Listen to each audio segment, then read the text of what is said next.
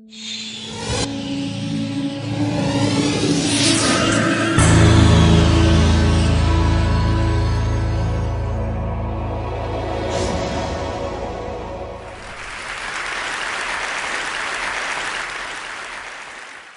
morning.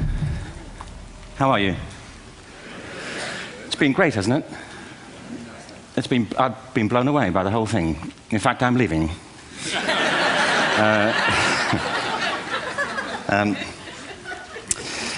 There have been three themes, haven't there, running through the conference, which are relevant to what I want to talk about. One is the extraordinary evidence of human creativity in all of the presentations that we've had and in all the people here.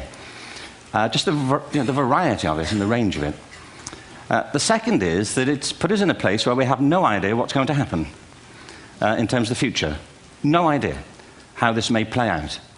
I have an interest in education. Actually, what I find is everybody has an interest in education. Don't you? I find this very interesting. If you're at a dinner party and you say you work in education, actually, you're not often at dinner parties, frankly, if you work in education. You're not asked, and you're never asked back, curiously. That's I think it strikes me. But if you are, and you say to somebody, they say, what do you do? And you say, you work in education, you can see the blood run from their face. They think, oh my God, why me? It's my one night out all week.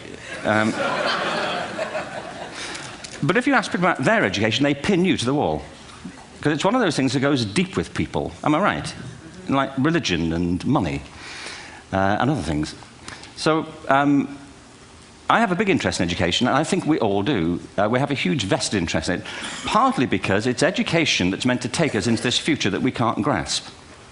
If you think of it, children starting school this year will be retiring in 2065. Nobody has a clue, despite all the expertise that's been on parade for the past 4 days, what the world will look like in 5 years' time. And yet we're meant to be educating them for it. So the unpredictability, I think, is extraordinary. And the third part of this is that we've all agreed, nonetheless, on the really extraordinary capacities that children have, their capacities for innovation.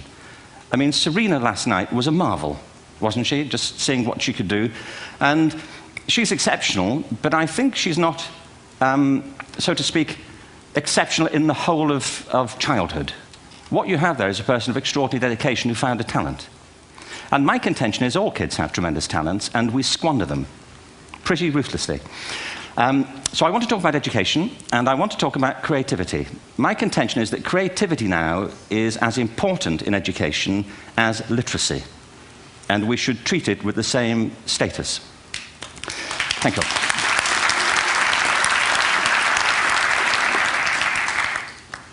That was it, by the way. Thank you very much.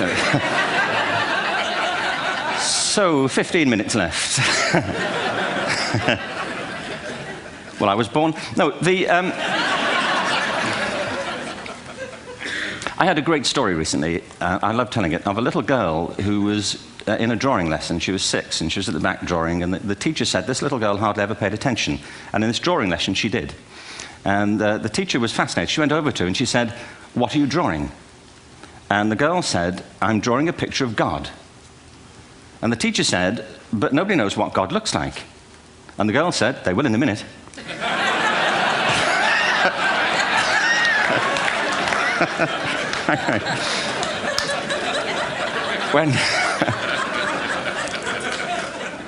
When my son was 4 in England, actually he was 4 everywhere, to be honest. I mean,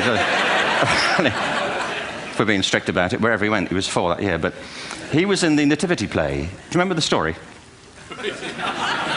No, it was big. It was a big story.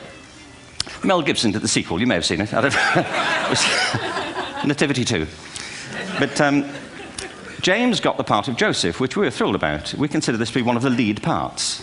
We had the place crammed full of agents in T-shirts, James Robinson is Joseph. He didn't have to speak, but you know the bit where the 3 kings come in? They come in bearing gifts, and they bring gold, frankincense, and myrrh. This really happened. We're sitting there, and they, I think, just went out of sequence. Because we talked to the little boy afterwards and said, "Are you okay with that?" And they said, "Yeah, why was that wrong?" They just switched, I think that was it. Anyway, the 3 boys came in, little 4-year-olds with tea towels on their heads, and they put these boxes down. The first boy said, "I bring you gold." And the second boy said, "I bring you mare." And the third boy said, "Frank sent this."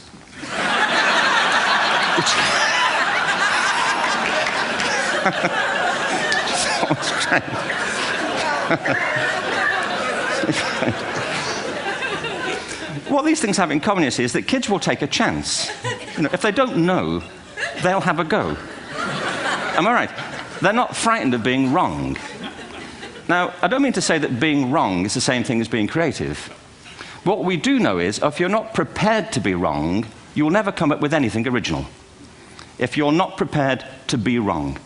And by the time they get to be adults, most kids have lost that capacity. They have become frightened of being wrong. And we run our companies this, by the way. We stigmatize mistakes.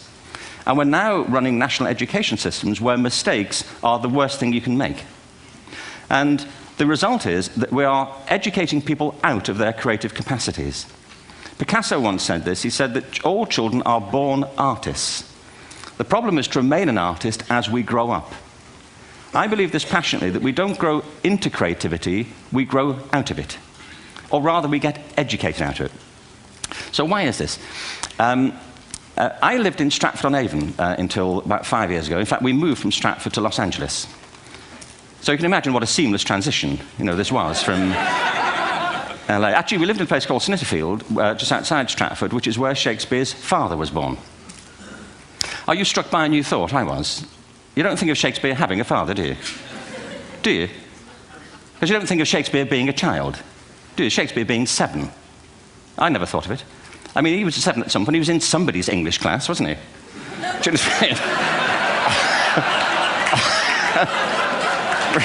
Really? How annoying would that be?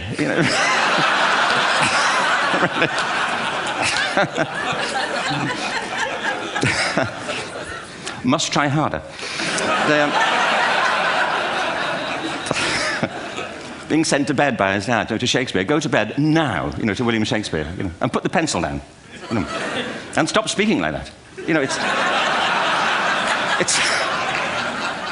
It's confusing everybody.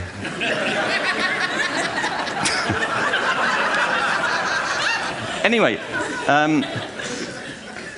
we moved from Stratford to Los Angeles, and I just want to say a word about the transition. Actually, my son didn't want to come. I've got 2 kids. He's 21 now, and my daughter's 16. He didn't want to come to Los Angeles. He loved it, but he had a girlfriend in England. This was the love of his life, Sarah. He'd known her for a month. Mind you, they'd had their 4th anniversary by then, because it's a long time when you're 16. Anyway, he was really upset on the plane. He said, "I'll never find another girl like Sarah." And we were rather pleased about that, frankly, because she was...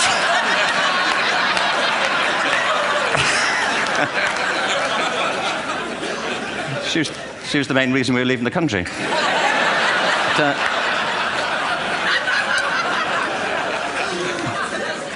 But something strikes you when you move to America and when you travel around the world. Every education system on Earth has the same hierarchy of subjects. Everyone, doesn't matter where you go. You think it would be otherwise, but it isn't. At the top are mathematics and languages, then the humanities, and at the bottom are the arts, everywhere on Earth. And in pretty much every system, too, there's a hierarchy within the arts. Art and music are normally given a higher status in schools than drama and dance. There isn't an education system on the planet that teaches dance every day to children the way we teach them mathematics. Why? Why not? I think this is rather important. I think maths is very important, but so is dance. Children dance all the time if they're allowed to. We all do. We all have bodies, don't we? Did I miss a meeting? I mean, I think... Truthfully, what happens is, as children grow up, we start to educate them progressively from the waist up. And then we focus on their heads, and slightly to one side. If you were to visit education as an alien and say, what's it for, public education, I think you'd have to conclude, if you look at the output, who really succeeds by this, who does everything they should, who gets all the brownie points, who are the winners, I think you'd have to conclude the whole purpose of public education throughout the world is to produce university professors. Isn't it? They're the people who come out the top. And I used to be one. So there, And I like university professors, but, you know, we shouldn't hold them up as the high watermark of all human achievement. They're just a form of life. You know, another form of life. But they're rather curious, and I say this out of affection for them. There's something curious about professors. In my experience, not all of them, but typically, they live in their heads. They live up there, and slightly to one side. They're disembodied, you know, in a kind of literal way. You know, they look upon their body as a form of transport for their heads. You know, it's... Don't they? It's a way of getting their head to meetings.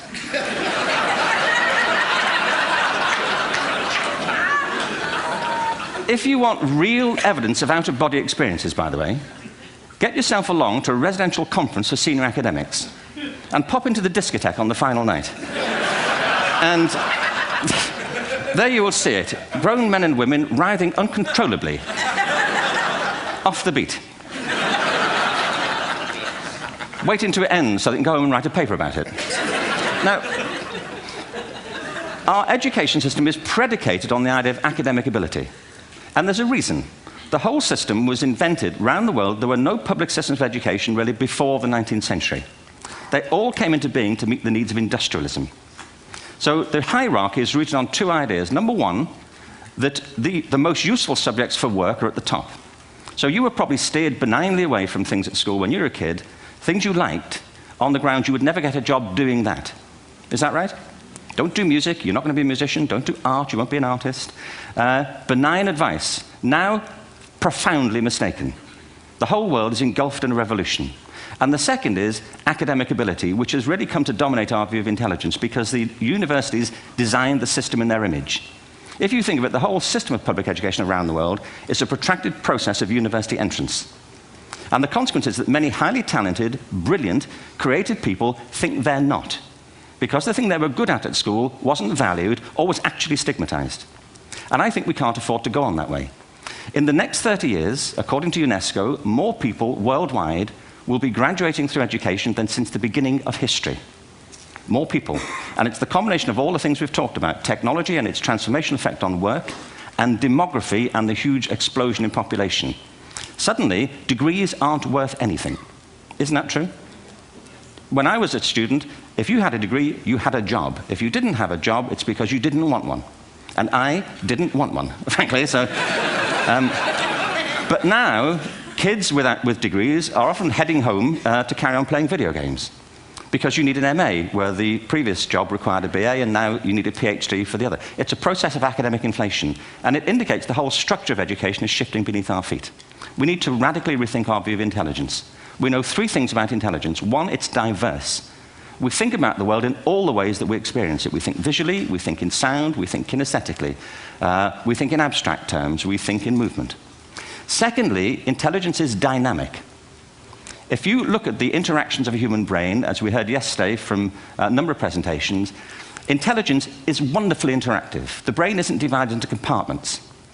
In fact, creativity, which I define as the process of having original ideas that have value, more often than not, comes about through the interaction of different disciplinary ways of seeing things.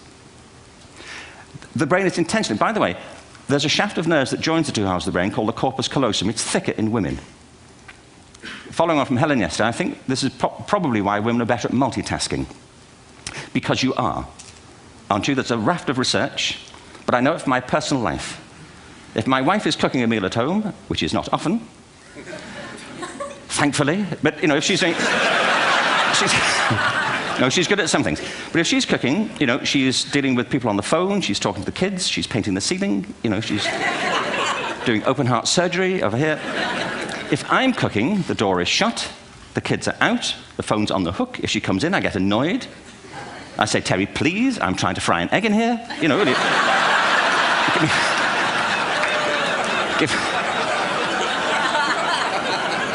Give me a break. Actually, there was, do you know that old philosophical thing? If a tree falls in a forest and nobody hears it, did it happen? Remember that old chestnut? I saw a great T-shirt, really, recently, which said, if a man speaks his mind in a forest and no woman hears him, is he still wrong?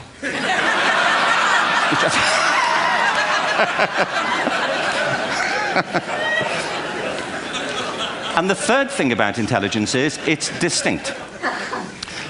I'm doing a new book at the moment called Epiphany, which is based on a series of interviews with people about how they discovered their talent. I'm fascinated by how people got to be there. It's really prompted by a conversation I had with a wonderful woman who most people have never heard of. She's called Gillian Lynn. Have you heard of her? Some have. She's a choreographer, and everybody knows her work. She did Cats and Phantom of the Opera. She's wonderful. I used to be on the board of the Royal Ballet in England, as you can see. And anyway, Jill and I had lunch one day. I said, how'd you get to be a dancer? And she said it was interesting. When she was at school, she was really hopeless. And the school in the 30s wrote to her parents and said, we think Gillian has a learning disorder. She couldn't concentrate. She was fidgeting. I think now they'd say she had ADHD. Wouldn't you? But this was the 1930s, and ADHD hadn't been invented, at this point. So it wasn't an available condition. People weren't aware they could have that. Anyway, she went to see this specialist. So this oak-panelled room, and she was there with her mother, and she was led and sat on this chair at the end, and she sat on her hands for 20 minutes while this man talked to her mother about all the problems Gillian was having at school. And at the end of it, because she was disturbing people, her homework was always late and so on, little kid of 8, in the end, the doctor went and sat next to Gillian and said, Gillian, I've listened to all these things that your mother's told me. I need to speak to her privately. So he said, wait here, we'll be back. We won't be very long. And they went and left her. But as they went out the room, he turned on the radio that was sitting on his desk. And when they got out the room, he said to her mother, just stand and watch her. And the minute they left the room, she said she was on her feet, moving to the music. And they watched for a few minutes, and he turned to her mother, and he said, Mrs. Lynn, Gillian isn't sick. She's a dancer. Take her to a dance school. I said, what happened? He said, she did. I can't tell you how wonderful it was. We walked in this room, and it was full of people like me. People who couldn't sit still. People who had to move to think.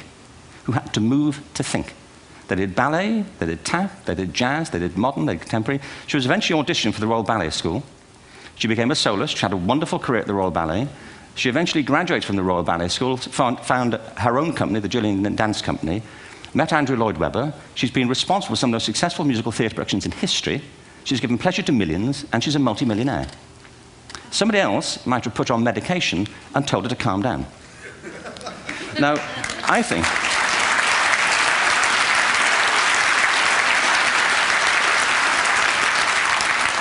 What I think it comes to is this. Al Gore spoke the other night about ecology and the revolution that was triggered by Rachel Carson.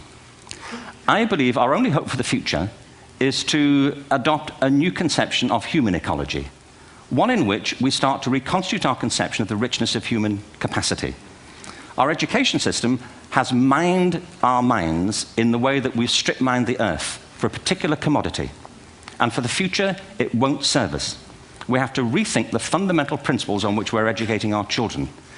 There was a wonderful quote by Jonas Salk, who said, if all the insects were to disappear from the earth, within 50 years, all life on earth would end. If all human beings disappeared from the earth, within 50 years, all forms of life would flourish. And he's right. What TED celebrates is the gift of the human imagination. We have to be careful now that we use this gift wisely and that we avert some of the scenarios that we've talked about. And the only way we'll do it is by seeing our creative capacities for the richness they are and seeing our children for the hope that they are. And our task is to educate their whole being so they can face this future. By the way, we may not see this future, but they will. And our job is to help them make something of it. Thank you very much. Bravo. Sehr